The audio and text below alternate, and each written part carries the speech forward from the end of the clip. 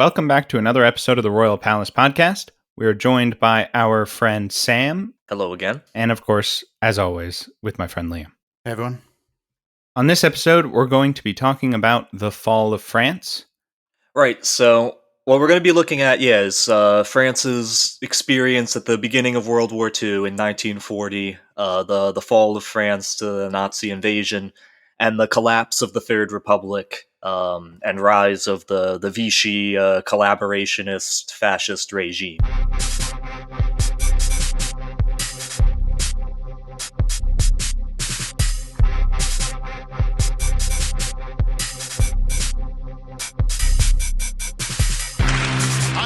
Every federal agency to eliminate rules that don't make sense. It's the usual French talk, stall and surrender. All scientists, dynamists, are proponents of the cultural soul of the nation. You Americans have given us nothing. The sense grows very evil. Our planet great again. Yeah, so as we talked about on our France 101 episode, France, unlike the United States, has gone through multiple versions of itself. This includes 5 republics, 2 monarchies, and 1 Vichy puppet regime. The Third Republic dates from 1870 to 1940 at the fall of France, and it was characteristic of a parliamentary system. I believe we talked about this a bit on our France 101 episode. But what's important to know is that this parliamentary model is different than the more semi-presidential system that France currently has under the Fifth Republic. And the reason for that transition, at least in popular memory of the event, is that the parliamentary regime of the Third Republic was plagued by legislative gridlock, if you will. And indeed, it had multiple governments. How many governments, Sam? Do you remember? Oh, I couldn't tell you. I mean, it was turbulent. We could say it was turbulent for sure. Some governments would only last just a few days, while others would, if they were lucky, last a couple months. Despite that reputation, it was the longest lasting republic or system of government that France has had since the French Revolution, though. 70 years. The Fifth Republic won't overtake that for a few years yet. And I think it's also interesting, I mean, the Third Republic is kind of what I think in the popular historical memory we sort of associate with like the modern peak of France. I mean, certainly at its greatest imperial extent in terms of territory in Africa and Asia, in terms of culture and development, when a lot of the modern kind of iconic sites of Paris were built, the Eiffel Tower, all of this, literary giants at the time, Victor Hugo, Emile Zola, all of this sort of kind of cultural influence and impact. So I think that's kind of interesting to keep in mind. Yeah, and a lot of people like to, as we might do a bit of, point out how the Third Republic failed to mobilize itself faced with the beginning of World War II and the Nazi threat. But we have to remember, it did win World War I. Yeah. And so I think that's one of the interesting things about this period and about these events is that it's something that's really glossed over, I feel like, especially in Anglophone narratives of the 20th century and World War II. In part just because obviously we feel closer to the British and American narratives there, but also in part because we're so much living in the world of 1945, where the events of World War II kind of in retrospect, everything appears inevitable, and the end result to us seems so natural that people almost tend to overlook and forget what a shock it was for the Germans to, at the beginning of the war, be able to overrun first Poland and then France so easily. France being at the time being seen as the victor of World War I, the foremost military power in Europe, and a major global player, which hasn't ever been the case ever since, despite the heroic efforts of Charles de Gaulle and others to restore France's place in the sun. Yeah, so Sam, what was the position of France at the end of World War I? Because I think in the sort of Anglophone popular imagination, France was sort of just the scene where World War I took place between British and American troops and German troops, as opposed to being actually one of the the Allied country that committed the most troops on the Western Front, right? Yeah, exactly. And it's funny how much that image has changed. I guess it's been a long time since Kirk Douglas did Paths of Glory. But no, exactly. The French did most of the fighting and dying in their own country, which is not shouldn't come as a surprise. And they suffered immensely. Military deaths numbered at 1.35 million people, which is a full 4.4% of the population. Millions more people permanently disabled, permanently traumatized. Basically, a whole generation of young men wiped out. And you add on top of that over 600,000 civilian deaths when you count in the Spanish flu epidemic. And the war was primarily fought across the north of France into Belgium, like the core industrial and mining regions of the country. Major cities were devastated. Farmland still in many areas so polluted with shells and poison gas and other remnants of war that it can't be used even today, more than 100 years later. So a country that I've suffered greatly and was physically devastated, but also at the end of the war, like I mentioned, a preeminent military power that with U.S. and American and other allied countries' involvement, other colonial peoples should also be remembered. Millions of people from Africa, India, elsewhere in the world also fought on the Western Front in France. But the French saw themselves as having liberated their own country by the end of the war, having driven the Germans out, and had built up a very modern military in terms of one can look at tanks and aircraft that were really introduced for the first time. And the French developed some of the more modern designs that kind of set the stage for what was to come. So the two kind of sides there. France both very much weakened, but very powerful in that moment. I feel like people don't start with this when they talk about how the Treaty of Versailles was at fault for World War II, if you will. It's like, you're the historian, so you'll tell me if you think if there's any truth to that narrative. But I can't help but also kind of understand why the French might have wanted to take out, after losing so much of their population, some of their anger on the Germans and ensure that they can't re-armor. Yeah, it drives me crazy because it's such a popular narrative, and it's basically what you learn in school when you breeze over the world wars, at least in public school. Is that the Treaty of Versailles was so harsh, it humiliated Germany. But yeah, you gotta keep in mind that for the French, it's not just World War One. They had also lost the war to Germany in 1870, when the Third Republic was established, when the Second Empire collapsed during the Franco-Prussian War. Right. So within a single lifetime, France had been invaded by Germany twice. It had seen its most developed industrial regions annihilated. It had an entire generation of its population wiped out. Meanwhile, there were basically no battles fought on German territory at all. The country was physically unharmed. It had suffered badly under a British-led blockade. So there were some hungry winters there at the end of the war, especially. But when World War I ended, Germany was still the leading industrial economy in Europe and had been physically unscathed by the war. A lot of German soldiers had died, obviously, but the country itself hadn't suffered as much. And so the French had every reason to believe that given another 20 years, the Germans would be in good shape to go and put on a repeat performance. So it's natural that I think that they wanted to first ensure that the Germans wouldn't be able to invade again, and second, to get reparations from them, to repair their own country. The British and Americans obviously had a different perspective going into the negotiations. I know you've spent a lot of time in the areas affected by the war. Could you tell us what you saw out there? Sure. Yeah, I've been to a couple different World War I battlefields, and if you ever get the chance, I mean, if you make it out to Verdun or any of these places, I mean, it's astonishing because the landscape itself is still profoundly scarred by it. You can still see the shell craters. There's these places where all that'll grow around Verdun is these giant black pine trees. They're all imported. It's the only things that can survive in the soil because it's so acidic and messed up from the explosive residue, effectively. And when you see the war cemeteries from World War One, I mean, American listeners might be familiar with Arlington Cemetery in Washington.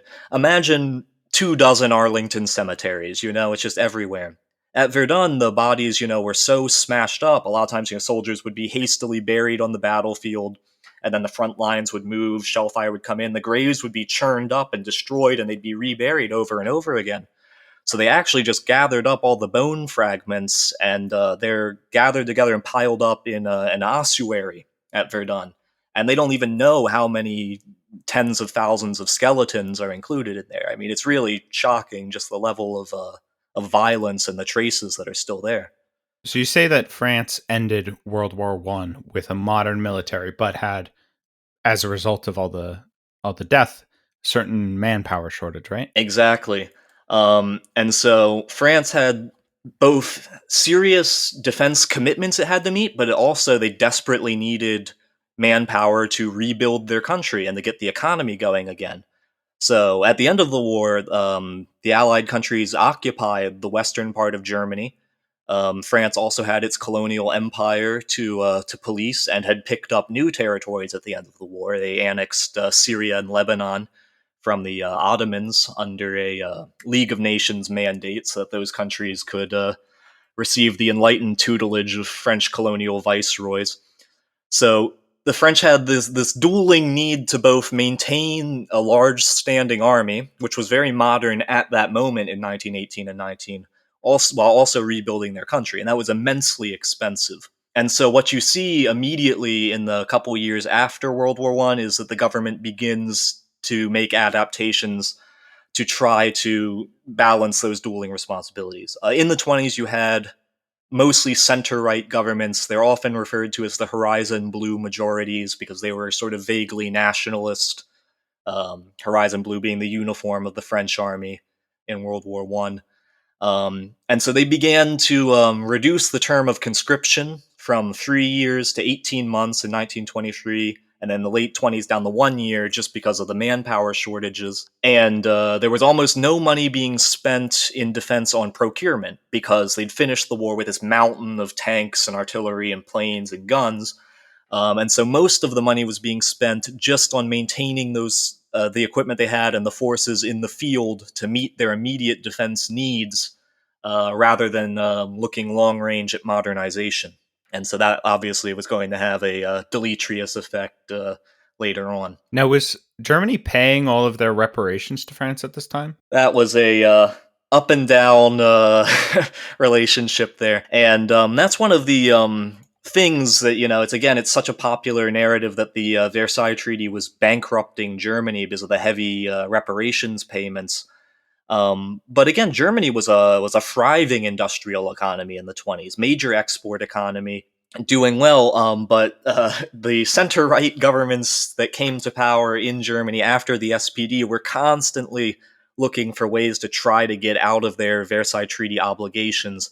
And that's one of the things that would eventually set off the inflationary spiral in the Weimar Republic that would be so destabilizing, especially when the Great Depression rolled around in the late 20s. And what's interesting is when you look back, there were multiple times where the Allied countries, led by the US and England also, offered different bailouts, different refinancing options to try to facilitate the debt payments, which were refused by especially the Brüning government that was in power in the late 20s and early 30s in Germany, because they believed that if they could impose enough economic distress on themselves, they might just be able to finally get out of the Versailles Treaty altogether. It was a vain hope as it would happen. Well, worked out in a way. They got out of it one way.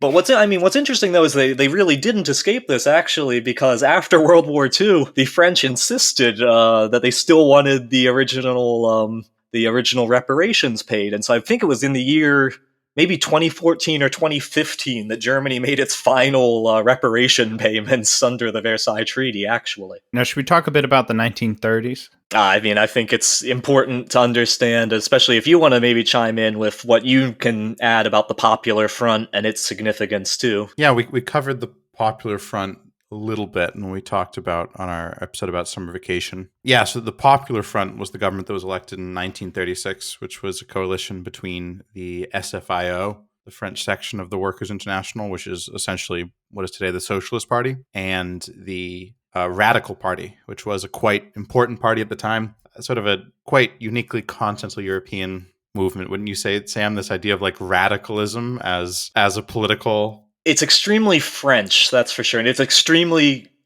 Third Republic, I think we could say. Yeah, I don't know that much about it, but it was a pretty big force, and I guess it's just sort of like you could think of it as like radical modernizing liberalism, I suppose.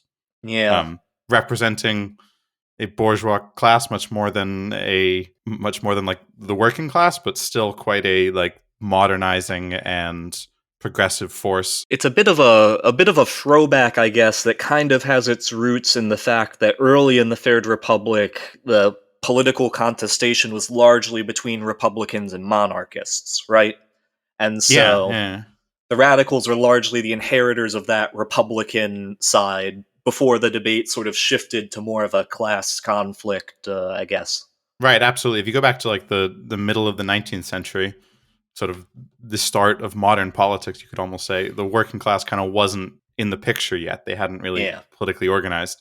This is kind of the same in Britain, where the conflict was not between Labour and the Tories yet, but between the Liberal Party and the Tories.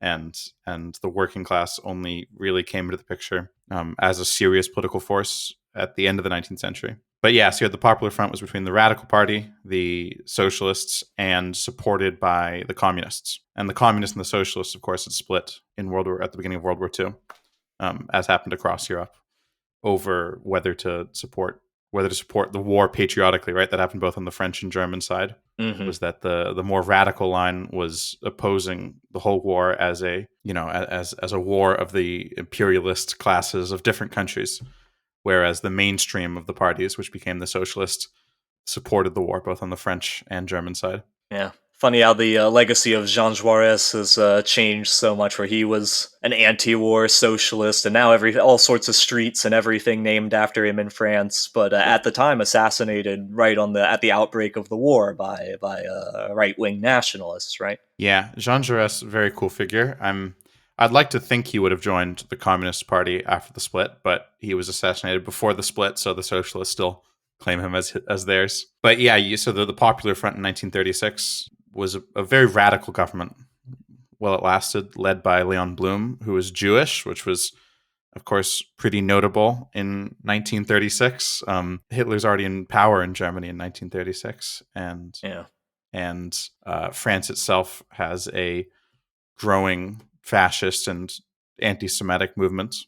I mean, has for a while, but it's really reaching its apex around the same time. And then there's sort of this huge, going against the current, where there's this leftist government elected with a Jewish man as their prime minister, and they implement a lot of reforms that are still with us today, like the introduction of summer vacation, as we talked about, of mandatory time off, and the capping of the working week. So that's what was going on politically in the 1930s, right? We had turbulent governments, but we also had a leftist government that managed to bring certain social progress to the Third Republic. But Sam, my question is, what happened in terms of the military during this time? Because obviously the military is not subject to constant election, right? So they necessarily had like a general class that had a certain power according to what the government was willing to give them. And so I think it's useful to jump back to what Liam was saying about the rising right-wing and anti-Semitic forces that existed in France at that time, because that definitely colored the attitude of the government in France towards the military, and there was always kind of constant tensions there throughout this entire interwar period and before. France had, in its history, already had different military strongmen seize power. I mean, famously, it's how Napoleon Bonaparte came to power and established the French Empire in the 1800s. And so there was always fear of military coups, of a right-wing army deposing a left-wing government, and the army had its fair share of right-wing figures, some of whom we will be discussing in greater detail later, but like Philippe Pétain, one of the marshals of World War I, the hero of the Battle of Verdun, extremely Catholic, not at all committed to the idea of the Republic. And this is sort of the common caricature of high-ranking officers in the French government. And isn't it true that these generals who won in World War I these people were considered strategists of their time, right? Right. And so they rise through the military ranks, and in the 1930s, they're the ones who are in charge of this French military that they view as being strong, as being the best in the world. How did that play into leading us into the eventual war? Well, by the 1930s, the picture was not so pretty for the French army for a variety of reasons. The country was experiencing an economic malaise just due to the destruction of World War I and the massive population deficits. There was manpower shortages, and again, we had the same problems where the army continued, the defense ministry, I should say, continued to defer procurement and maintenance just because they were saddled with an army that was too big for them to afford, and with commitments that were difficult for them to meet. During this period, the French were engaged in multiple colonial wars. In Syria, there were rebellions, and in Morocco. So they were actively engaged in conflicts abroad, still involved in having occupation forces in Germany, and at the same time were having to make do having far less men than they had during World War One, just because there was a whole lost generation. All those guys who were killed couldn't have kids either. Certain adaptation measures were taken. Famously, you had the construction of the Maginot Line, which began before the Popular Front ever came to power. And this was sort of the idea that if we don't have enough men to field an army to keep the Germans out in the future, we can pour a lot of concrete and build forts and make the border more defensible. So the Maginot Line was named after Andre Maginot, who was defense minister under some of these different center-right governments during the 20s. And he kind of laid out the idea of this quotation that whatever conception one may have of a future war, there's one necessity that remains imperative, and that's to prevent the invasion of the territory. Concrete is better in this respect and costs less than a wall of flesh. The idea is that not only are they economizing on manpower here, but they're preventing, for a second time around, the Germans from coming in and destroying critical war industry and occupying the territory. I mean, intuitively, this makes sense, right? I mean, I always hear that it's always easier to defend than to attack, right? Like, it should cost you less men to be able to defend a position than in order to attack and hold it. Exactly. The thing is, this was, the France has, I couldn't tell you the exact length, but at least hundreds of kilometers of border with Germany. So building a constant line of forts and underground bunkers and really sophisticated fortifications with revolving turrets and electricity and even underground railroad systems to be able to transport men and material between these forts. It was a huge undertaking. It absorbed between 1% and 2% of the entire budget of the French state during the late 1920s and early 1930s. By 1934, they'd built 44 major forts, 62 smaller forts, 365 different bunkers, 89 hardened interval positions. I mean, it's an enormous undertaking. That also meant that there was less money available for the modernization of the field army. And the thing is, this also fed into a certain mindset. The war minister in 1935, a French general, General Morin, said, how can we even think about going on the offensive when we have spent billions to establish this fortified barrier? And that already kind of points to a mindset that's going to cause problems later. The other thing that's important to consider is the manpower problem here. So you had the shortening of the conscription period to free up more men to work in the civilian economy, which was obviously essential during the time. But it meant that France could not field the same number of formations, of divisions that they had prior, because they just didn't have enough men. This led some people, including a colonel named Charles de Gaulle, who would, become much more prominent down the line, to begin theorizing about a smaller but more professional army. A smaller army of professional soldiers rather than conscripts that would be heavily mechanized with trucks and tanks and motorized artillery and aircraft. And in 1934, just before the Popular Front comes to power, he publishes a book called Towards the Professional Army, Vers l'armée du métier, and is immediately regarded with intense suspicion by politicians, especially of the left, but also some on the right, for kind of promoting what they saw as a sort of military praetorianism, a small professional army that would answer to itself, would be less loyal to the state than conscript armies, you know. Well, I can see why the left would oppose that, right? Right. In the Russian Revolution, the army, or large parts of the army, eventually siding with the revolutionaries was key to the victory, and it's kind of hard to imagine that happening in a fully professional army. But I want to ask about the attitudes towards conscription this time. You said the conscription period was shortened, and I'd imagine that it was pretty unimaginable in the late 20s that there could be another war like this, that Germany would do the same thing again so soon after. I mean, obviously the army thought they would because they built the Maginot Line, but surely in the public at large, this was not a common way of thinking, right? No, exactly, and it was a huge element of the Popular Front campaign. Was what it was? It was like peace, bread. I forget the exact slogan, but yeah, they were constantly arguing against firstly the expansion of conscription, expansion of the professional army, and against major arms expenditures. And what they wanted to pursue was a larger, through the League of Nations, a global disarmament campaign. You know, you had, in the meantime, you had the Kellogg-Briand Pact that was signed during this period, which outlawed war. Why did no one think of that before? Yeah, if somebody had only written it down. But that was brokered by the French Foreign Minister Briand in I forget exactly when. But yeah, it's illustrative of 1928. There you go. So right in the middle of this time period, and it's illustrative of what the popular attitude was. I think the problem was this really sapped the preparedness. In the 1920s, due to the manpower shortage, the army had to start taking what they called adaptation measures. So they reduced the army to 20 regular divisions, which would have about 70% of their manpower, and the rest would be reservists who could be called up at short notice.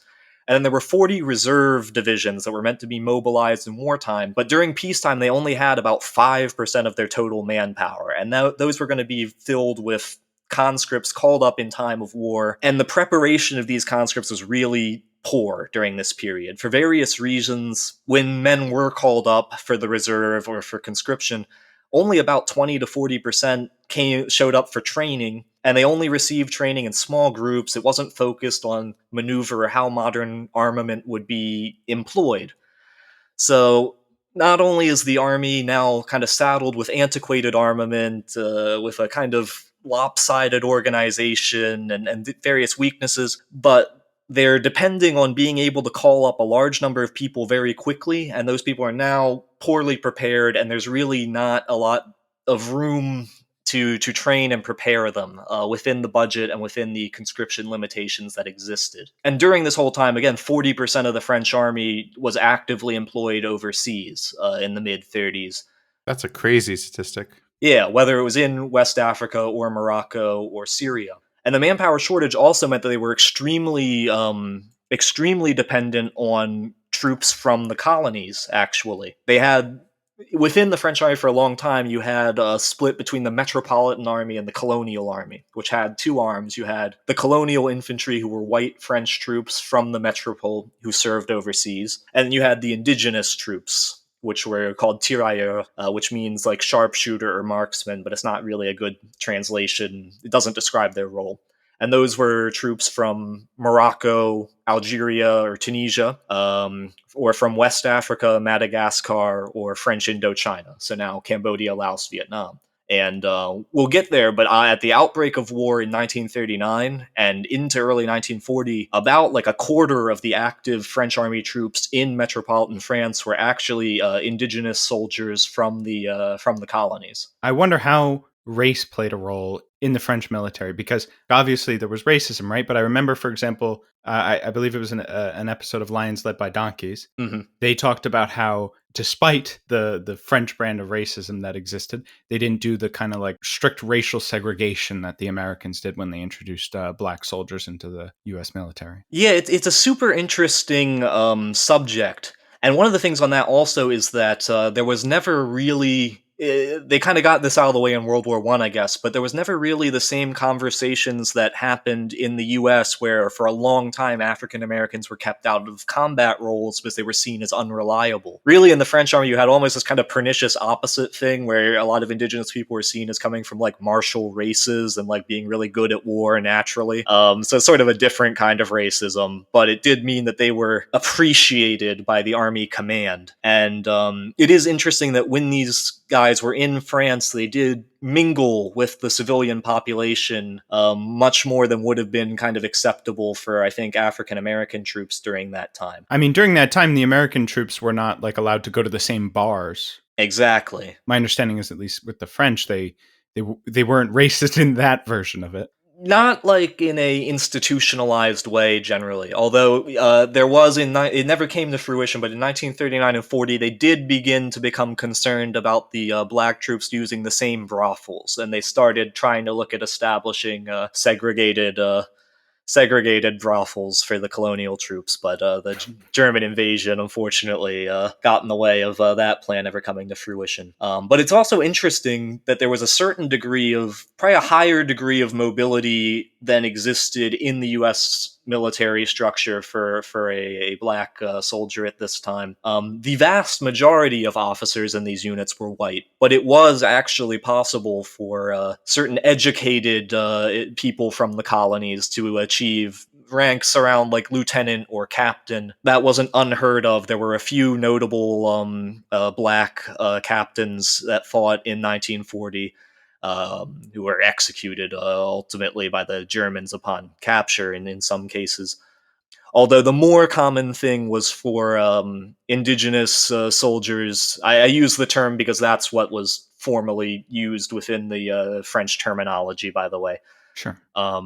But they were often appointed officers à titre indigène, which means that they had an officer title, but they weren't employed at an officer's rank, apparently. So you would have like a Moroccan soldier who held the rank of lieutenant but functioned as a sergeant. Was a quite a common practice.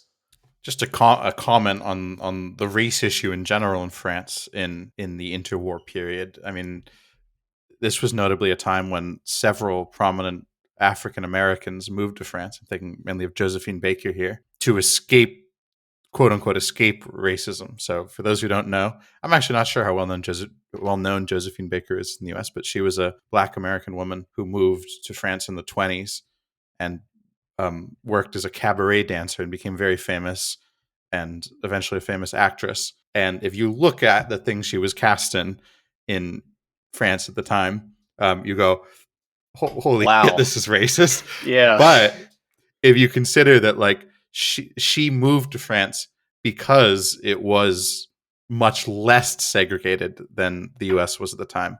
She eventually renounced her American citizenship, married a wealthy French man, became a French citizen, and lived the rest of her life in France, and was very like explicit in saying that, like, she was able to do things in France that she just wasn't to in American society in the 20s and 30s. Crazy. It's really fascinating. Now, when did the Foreign Legion come into the picture? Yes, that's another kind of fun French particularity. That had been around since the 1800s. I don't remember the exact... it was when France was annexing to, Algeria, I believe, that they first recruited the Foreign Legionnaires. If you've committed any crime up to rape or murder, they claim they don't take those guys, and you need to get out of the country. The French Foreign Legion is where you go. But you have to claim you're not French, right? Like, yes, because they don't allow French citizens, but they also don't ask you for your, or at least they used to not ask you for your nationality, form of ID. You just go say your nationality and make up a name, basically. They assign you a French name, actually. They assign you a French name, but so a lot of French guys would just say they were today. Belgian or something. Yes. But yeah, so effectively foreigners could go and enlist in the Foreign Legion, and these guys were used primarily in the colonial policing campaigns of the French army. The government did not want these guys in metropolitan France for, I think, pretty obvious reasons, that when you have basically mercenary soldiers who are not French citizens under arms, they... they seem like prime candidates to carry out coup attempts. And when we look, it's out of our scope, but that happened several times in the 1950s and 60s in French Algeria. So not an unfounded concern at all. But yeah, those guys would serve, you serve X number of years, and you can become a French citizen still today by being in the French Foreign Legion. But yeah, it's a very interesting institution, considered as a sort of elite unit at that time and still today, kind of borderline special forces almost. And during the 1930s, the Foreign Legion actually became a haven for men fleeing from Nazi Germany and from annexed territories, Austria, Czechoslovakia.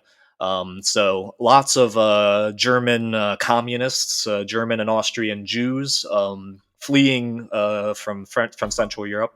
Hungarians as well to some extent, and they'll be eventually there will be so many that the Foreign Legion will begin turning them away, and they will be organized at the outbreak of war into what was called the marching regiments of foreign volunteers, I guess, is the best translation I can give there. Also largely populated by Republican refugees from the Spanish Civil War. When Franco and the fascists won there, you had thousands of Spanish Republican military veterans and leftists flee across the border. And when war breaks out with Hitler, they flock to volunteer for the French army. In the 80s and 90s, it was all these Eastern European guys.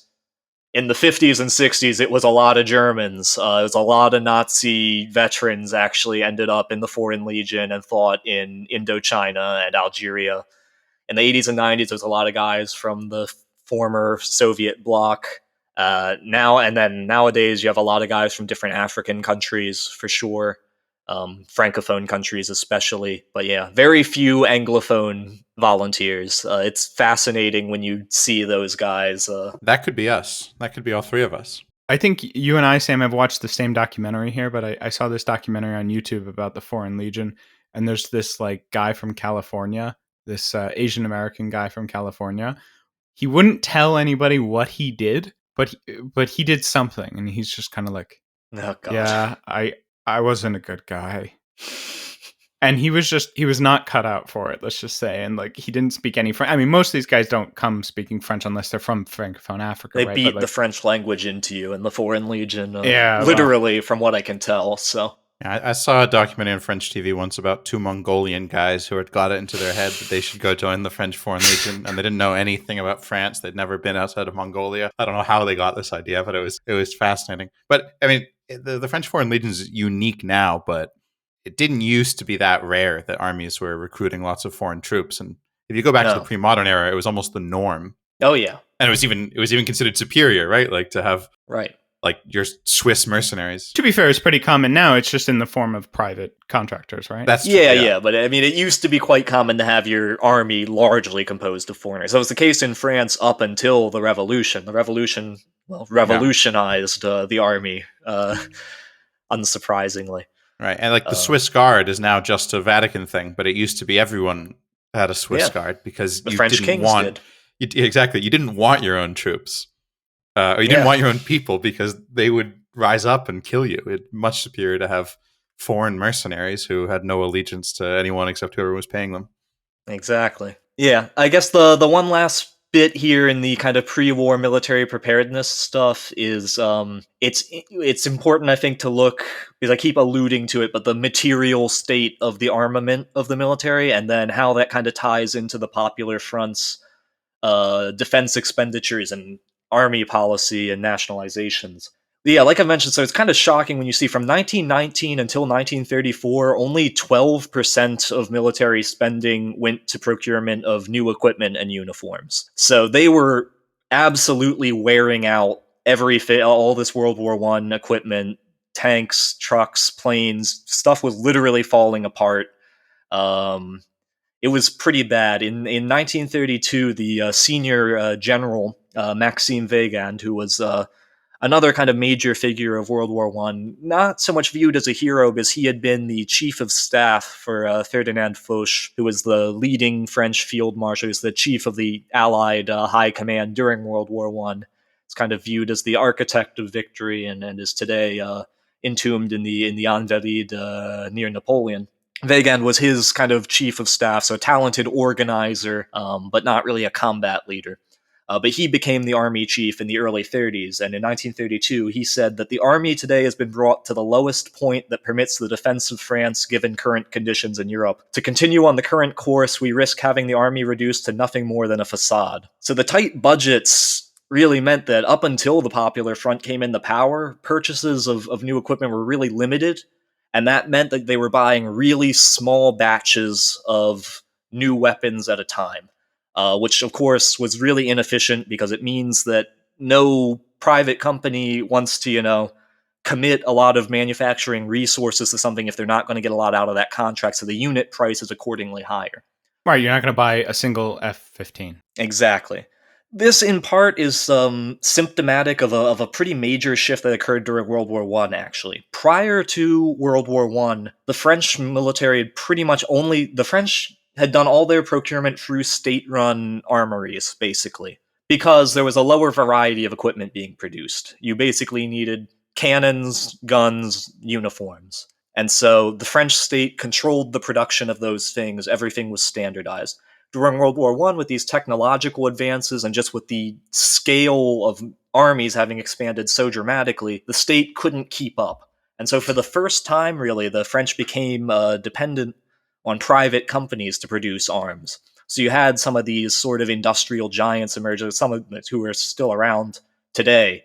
Renault, became the big producer of anything with a motor on it. Also Citroën and other French manufacturers. Tanks, trucks, everything. Schneider Creusot was the big artillery manufacturer, And this is one of the reasons that the French left was so uncomfortable during this period with major arms purchases, because it was seen as kind of fattening the pockets of these merchants of death. But even the more right-leaning state was kind of uncomfortable doing business with these guys because it's just not the way that the French state was accustomed to working in terms of procurement. So during this time, these companies were constantly pressing the government to commit to longer-term contracts, higher unit numbers, and it just never worked out. New armament arrived piecemeal, it arrived late, research and development times were really long, and in some domains it was really a catastrophe. During the 20s and 30s, there was very little procurement of aircraft, especially, and the French air industry began to collapse in on itself due to the low volume of orders. And so what that meant was that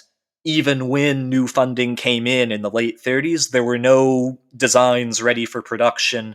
The production facilities were out of date, and so we'll see how the French Air Force enters World War II completely unprepared to fight. And where are the Germans at this time? So the Germans, even before Hitler came to power, were already violating the Versailles Treaty and developing all sorts of weapons that they weren't supposed to develop. The Versailles Treaty had restricted the Germans to an army of 100,000 men, no aircraft, no tanks, limited number of cannon and machine guns, So first, they had kind of two different streams. First, they were working through shell companies in Austria, Sweden, and Switzerland to develop arms programs for modern cannons and machine guns and tanks. And then they were working with the Soviet Union, of all people, ironically, for right-wing governments in Germany that were terribly fearful of communism at home, but they found common cause with the Germans, with Stalin and the Soviet Union, who allowed the Germans to train their secret air force and secret tank forces in the Soviet Union, along with Soviet troops who were learning these new techniques and gaining access to German technologies. As depicted very historically accurately in Babylon, Berlin.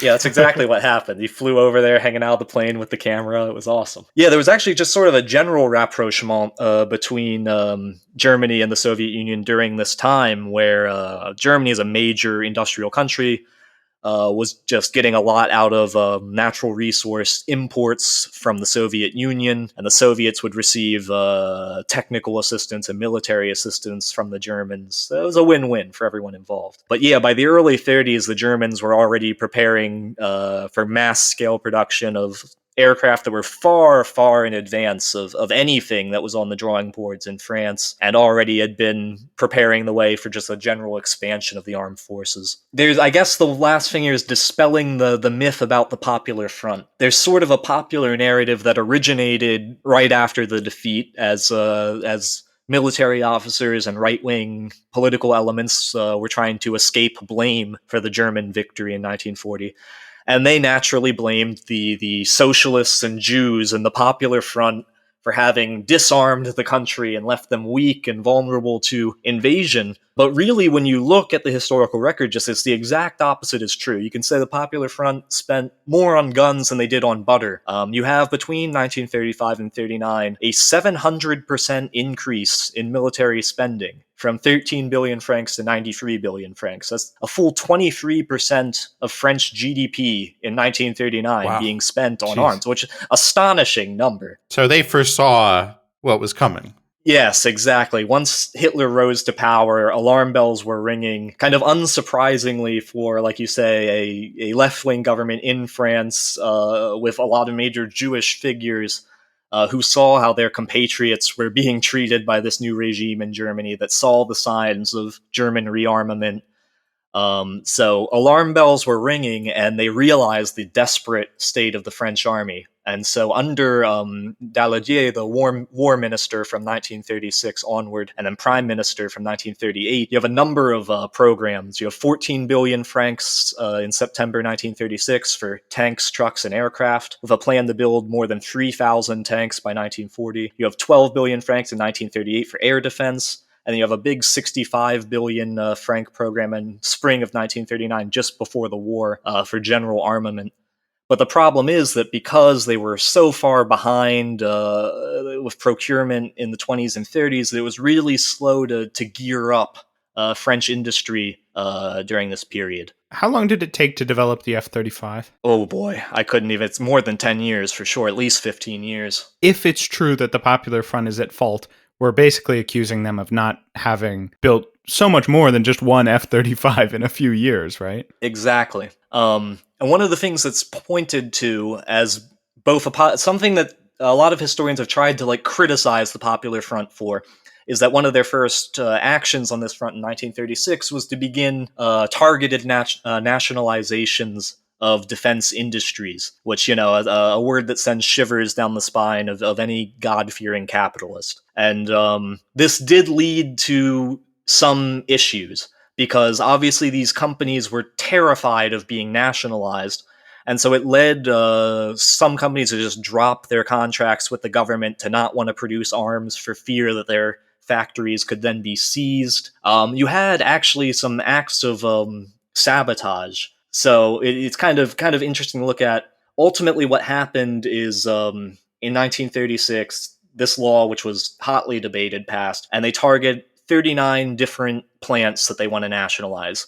This is aimed at concentrating the aircraft industry, which was dispersed between a lot of small companies. They wanted to kind of bring that under a single cartel to streamline procurement.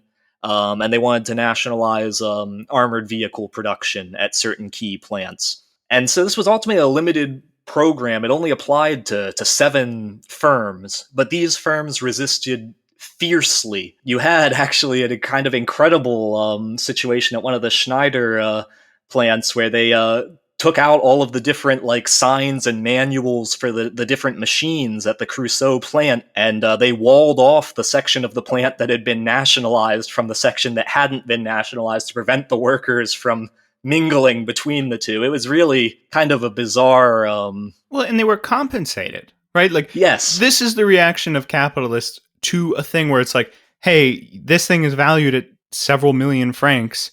We're going to give you the 7. These people would sell their plant to someone else for the same price. Yeah. But yet they're acting as a class in that case, right? They're against the nationalization, not because they're not going to get the money, but because we all won't get the money if this keeps going forward. Revealingly of the paranoia of these guys, a representative from the Schneider company actually made contact with the Soviet embassy and said that Schneider would be willing to to supply military equipment to the Soviet Union if Stalin could convince the Popular Front to end its, quote, vendetta against the company. They actually believed that the marching orders were coming from the Kremlin to the Popular Front.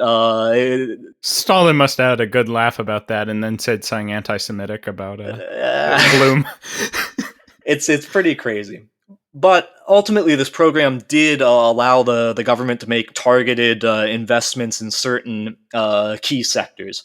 So they were able to invest 450 million francs into the plants in Biencourt and EC that they had nationalized from Renault, and that's actually still that ended up being the Atelier de Issy de Molignon, AMX, still the which is still the main French tank manufacturer today. But yeah, ultimately allowed them to triple tank production in the late 1930s. It was still insufficient for their needs, but had there actually been a longer time frame, had France not been overrun within a year, this probably would be regarded as a more fruitful effort.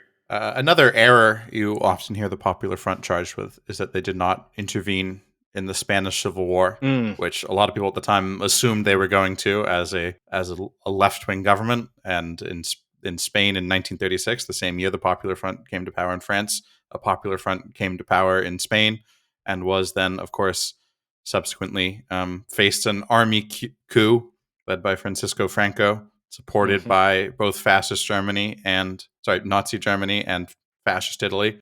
And they then fought a 3-year civil war against them, but both France and the UK refused to directly intervene to help the Spanish. Do you know why that was? I'm not really sure why France. I did not actually read a lot on that in this case. I mean, I would assume on the one level we see that the army was not in good shape, so there was never going to be direct intervention on that, and there was already a shortage of arms and material, I guess. So I suppose they felt that they probably needed everything to prepare for looming war with Germany on the one hand. On the other, though, I assume that there was probably internal fear of pushback from these right-wing conservative officers and political figures in the country, many of whom were Philippe Pétain certainly was very much an admirer of Franco. And would spend a lot of time down there in the 30s after the war. I think he would actually be given maybe not an ambassador's post, but some diplomatic post in Spain because he was on such good terms with the Generalissimo. So, but on a strategic level, if you're anticipating war with Germany and presumably also with Italy, surely opening France's other major border, the southern border, to be with another fascist power wasn't a great idea. I mean, I agree. Spain ended up not joining in World War II, which was very smart of him, very smart of Franco. But Hitler certainly wanted him to, and it would certainly have been, seems like a pretty bad. Seems like a pretty bad thing to now have France surrounded by 3 potentially hostile fascist powers. Yeah, I wonder if the occupation of France would have been as plausible if there was a leftist Spain at this time. It's an interesting question. It's hard to imagine. I mean, if that Spain was ideologically duty bound to enter into the war, I guess, yeah. I mean, it's at least a manpower infusion, but we have to remember Spain was also very economically devastated by the Civil War. I mean, that's why Franco, among other reasons, one of the reasons Franco chose to stay out himself was because the country is just in awful shape.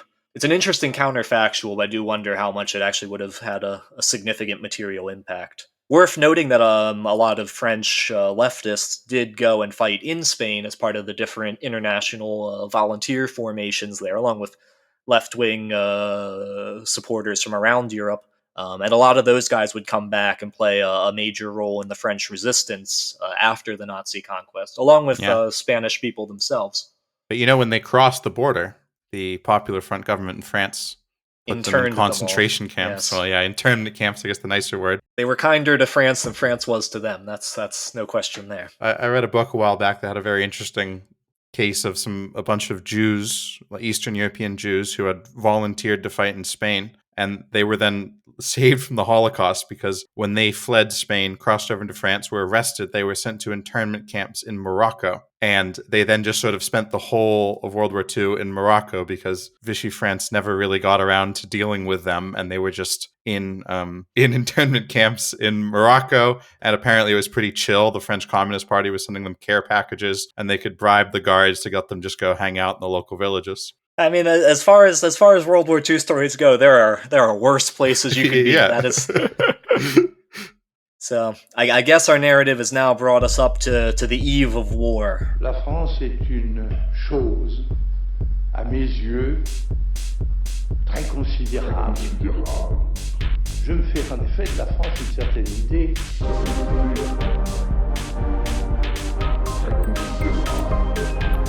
Je veux dire par là qu'à mon sens, elle est quelque chose de très grand.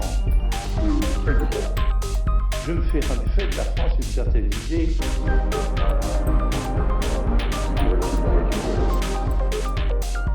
Il y a même là quelque chose d'extraordinaire. Je me fais en effet de la France une certaine idée.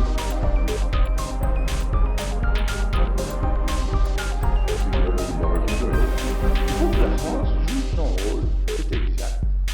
Et pour qu'elle joue son rôle, il faut qu'elle soit la France.